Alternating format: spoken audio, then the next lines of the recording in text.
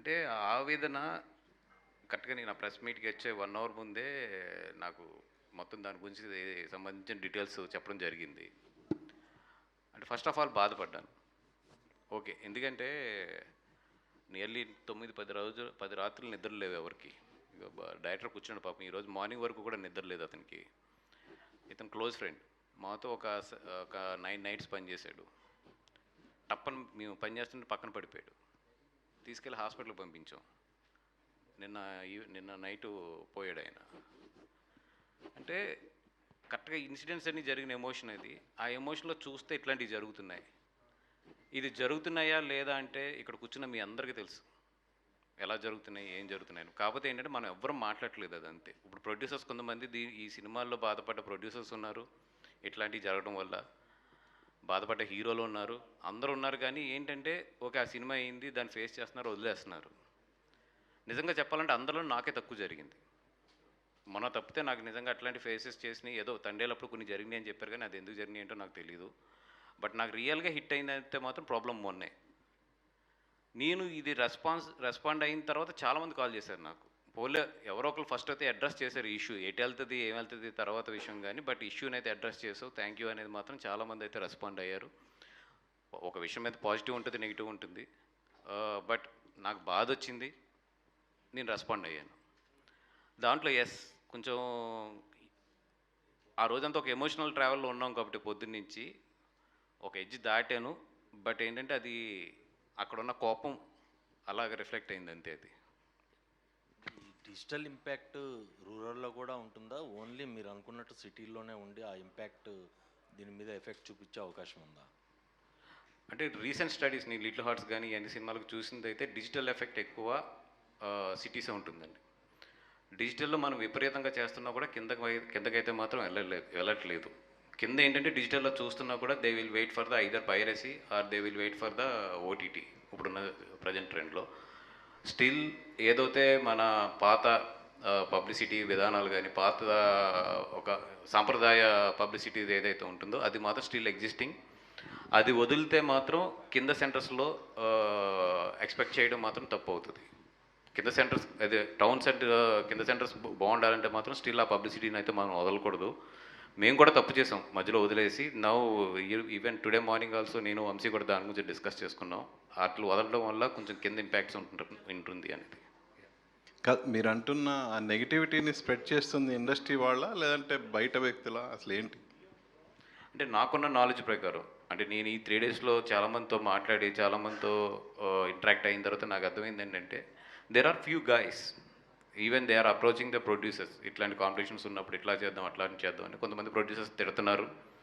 కొంతమంది తెలిసి తెలియని ప్రొడ్యూసర్స్ ఏంటంటే ఇదేదో మనకు బెనిఫిట్ చేస్తుందని చెప్పి ఎంకరేజ్ చేస్తున్న వాళ్ళు కూడా ఉన్నారంట. అంటే నాకు రీసెంట్గా తెలిసినవి ఇవన్నీ కూడా. దేర్ ఆర్ థర్డ్ పార్టీస్ ఇట్లాగ మా దగ్గర ఇంత క్లౌడ్ ఉంది, మా దగ్గర ఇన్ని ఐడియాస్ ఉన్నాయి, సో మేము ఎట్లా చేస్తామని they are doing the positive and they are doing the at the same time negative side also. అంటే డబ్బులు ఇది వ్యాపారం. ఈ వ్యాపారంలో ఏంటంటే ఒక సినిమా బాగా చేసి సంపాదించడంలో తప్పు లేదు. ఎందుకంటే అది మనకే అవసరం, మీకు అవసరం, అందరికీ కూడా అవసరం అది. బట్ అవతలని తొక్కి ఈ సినిమాని లేపుతానికి అదే స్ట్రెంగ్త్ని వాడితే మాత్రం తప్పు అనేది నేను చెప్పేది. అంటే ఇలాంటివి మనం పాలిటిక్స్లోనే చూస్తూ ఉంటాం. మీరు ఆల్రెడీ పాలిటిక్స్లో కూడా ఉన్నారు. లాస్ట్ ఎలక్షన్కి అంతా ఒకళ్ళ మీద ఒకళ్ళు అబాండాలు వేయటం, అంటే పక్క సినిమాని తొక్కేసి మనం ఎదగాలి అనే కాన్సెప్ట్ అనేది మీరందరూ కూర్చుని అంటే ఖచ్చితంగా ఇండస్ట్రీకే లాస్, పర్సనల్ లాస్ అనుకోవడానికి లేదు దీన్ని. ఏంటి what of me action plan ఏంటి దీని మీద అందరూ? అంటే అట్లీస్ట్ పాలిటిక్స్ అంటే దట్స్ ఓపెన్. ఏది ఓపెన్గా ఆ పార్టీ కామెంట్ చేస్తుంది, ఈ పార్టీ కామెంట్ చేస్తుంది, దాంట్లో పెద్ద హైడ్ చేసేది ఏం లేదు. అది రాజకీయంలో ఎత్తుగడ ఇది అనేది. బట్ ఇండస్ట్రీలో అది కాదు కదా, ఇదేం రాజకీయం కాదు కదా, ఇదేం ఎలక్షన్ కాదు కదా, ఇది దిస్ ఈజ్ లైఫ్లీ అండ్ క్యారెక్టర్స్ ఇక్కడ.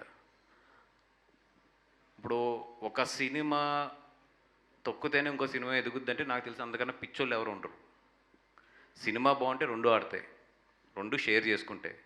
సినిమా బాగోపోతే ఒకటి ఆడుతుంది, బాగున్న సినిమా పోతుంది, అది ఎవరిదైనా సరే. అంతే తప్పితే ఇప్పుడు అది తొక్కితే ఇది ఎదిగిపోద్ది అనుకుంటే అది అసలు పిచ్చత్వం అది. ఆ మైండ్ సెట్తో పనిచేస్తే మాత్రం ఏమవుతుందంటే ఇప్పుడు ఏదైతే కొన్ని మనం ఆల్రెడీ చేతుల్లోంచి లూజ్ అయిపోయామో లాస్ట్ 5-6 ఇయర్స్లో, ఇప్పుడు కొత్తగా ఏదైతే ఈ డిజిటల్ రెవల్యూషన్ ఉందో రేపొద్దున మనలో ఉన్న ఎథిక్స్ కూడా లూజ్ అయిపోతాం అంతే. కాదండి, ఇప్పుడు రిలీజ్ అయ్యే 4 సినిమాలు అందరూ మైకుల ముందు 4 ఆడాలి, అందరూ అద్భుతంగా ఉండాలి, అందరూ బాగుండాలి, అందరూ మేము ఉండాలి అని చెప్తున్నారు.